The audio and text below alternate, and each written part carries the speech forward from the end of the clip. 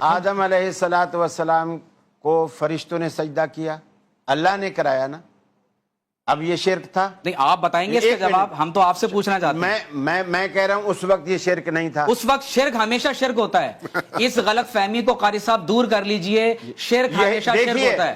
اللہ تعالیٰ کے حکم کی اطاعت کرنا، اس کو بھی یعنی آپ نے کتنا غلط لفظ بولا کہ اس زمانے میں شرک نہیں تھا، یعنی سجدہ اس زمانے کی بات نہیں کر رہا، میں یہ کہہ رہا ہوں یہ عمل اس وقت شرک نہیں تھا، اس وقت شرک اور نہیں آج تھا، شرک ہو جائے گا، آج شرک ہے۔ یعنی اگر اس لیے کہ اب اللہ نے کہا کہ میرے علاوہ آدم کو بھی سجدہ حرام، نہیں، سجدہ تعظیمی اگر کسی کو کیا جائے گا وہ شرک ہو جائے گا۔ اب آپ نے گنجائش نکالی نا، نہیں، گنجائش نہیں حضرت، یعنی ایک طرف تو آپ یوسف علیہ السلام کو سجدہ ہوا سخت ہو گئے، موحد بن رہے ہیں کہ اللہ تعالیٰ نے جو اس وقت فرشتوں سے کہا کہ سجدہ کرو، تو میں نے کہا اس وقت فرشتوں کا یہ عمل شرک نہیں تھا کیونکہ وہ اللہ کی اطاعت میں تھا۔ اب اگر کوئی کرے گا تو وہ اللہ کی نافرمانی میں ہے۔ سجدہ کرنا شرک ہے یا نہیں ہے؟ جب اللہ کہے تو شرک نہیں ہے۔ اچھا، یہ کیا بات ہوئی؟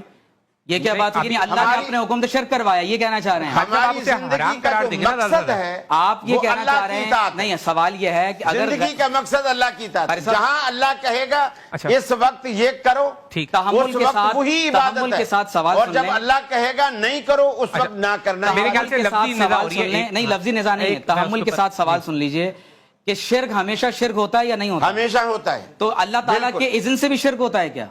اللہ تعالیٰ جب کسی اصل میں دین کیا ہے؟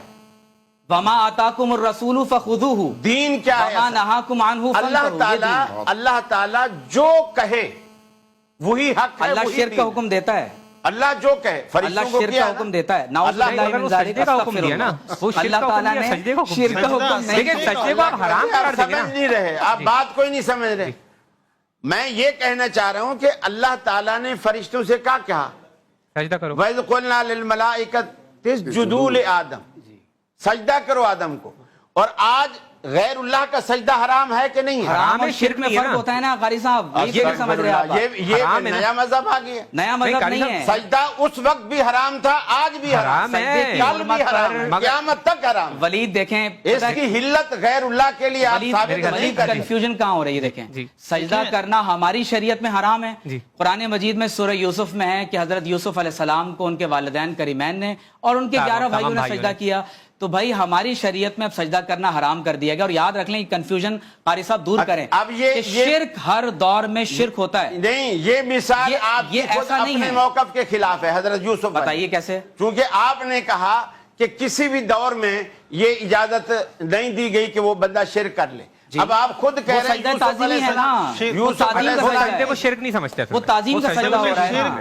آپ نے تھوڑا جذباتیت میں غلط بات کہہ دی کہ اللہ نے شرک کرنے کا حکم دیا، یہ میرے خیال ہے یہ بات ٹھیک نہیں ہے۔ میں غلط بات نہیں کہہ رہا اور معذرت بھی نہیں کروں گا۔ اچھا، آپ یہ کہہ رہے ہیں کہ اللہ نے شرک کرنے کا حکم دیا، اللہ نے سجدہ کرنے کا، آپ کی بات سمجھ میں آ گئی ہے۔ آپ یہ آپ بات اپنے مائنڈ میں غلط ہے۔ اچھا، آپ وضاحت کر دیں آپ کیا کہنا چاہ رہے ہیں، اپنے الفاظ مجھ سے کہنا۔ آپ بتا دیں آپ کیا کہنا چاہ رہے ہیں۔ میں یہی کہنا چاہ رہا ہوں کہ اللہ تعالیٰ نے جب فرشتوں کو کہا کہ آدم کو سجدہ کرو، اس وقت کرنا عبادت تھا۔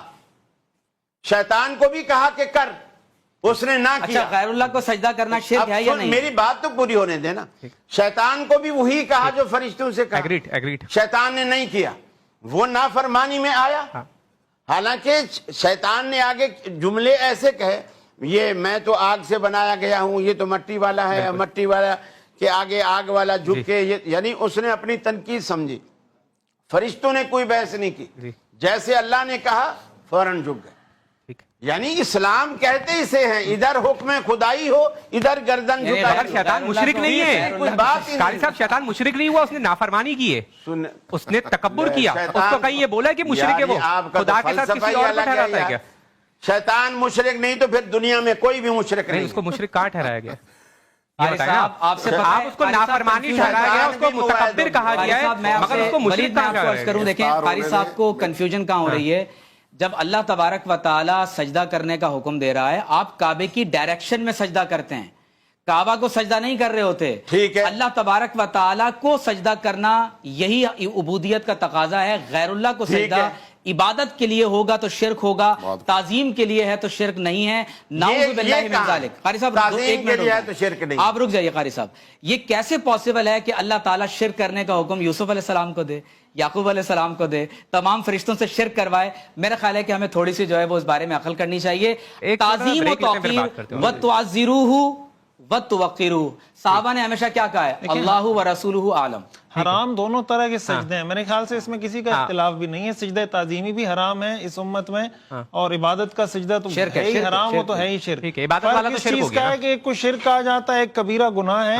حرام دونوں ہیں, مطلب جواز کی کسی کی کوئی صورت کسی کے نزدیک نہیں. بس ایک سجدہ انسان کو اسلام سے خارج کر دیتا ہے, اور شریعت میں ماضی میں شراب حلال تھی, بعد میں حرام ہو گئی. تو بس یہ فرق میں کروانا چاہتا ہوں قاری صاحب سے کہ تعظیم اور شرک میں ذرا ڈیفرنس کو ملحوظ رکھیں. قاری صاحب اب قاری صاحب آپ بتا کر دیں. سجدہ تعظیمی بھی حرام ہے, سجدہ عبادت بھی حرام ہے, لیکن جو سجدہ آدم علیہ السلام کو ہوا وہ حلال تھا. پوچھو میں ان سے, یہ جب ہم آتے ہیں تو استقبال کرتے ہیں, شروع میں یہ تھوڑا سا ایسے ہو جاتا. میں نے کہا نہیں, یہ اللہ کے آگے کسی کے آگے سر نہیں جھکایا. کہا میں نے بالکل, یہ ہماری اہل حدیث کی رگ رگ میں یہ بات بیٹھی ہوئی ہے کہ سر کو اللہ کے سوا کہیں نہیں جھکانا. والدین کے سامنے والدین کے سامنے اگر کوئی جھک جائے تو شرک نہیں ہو جائے گا قاری صاحب.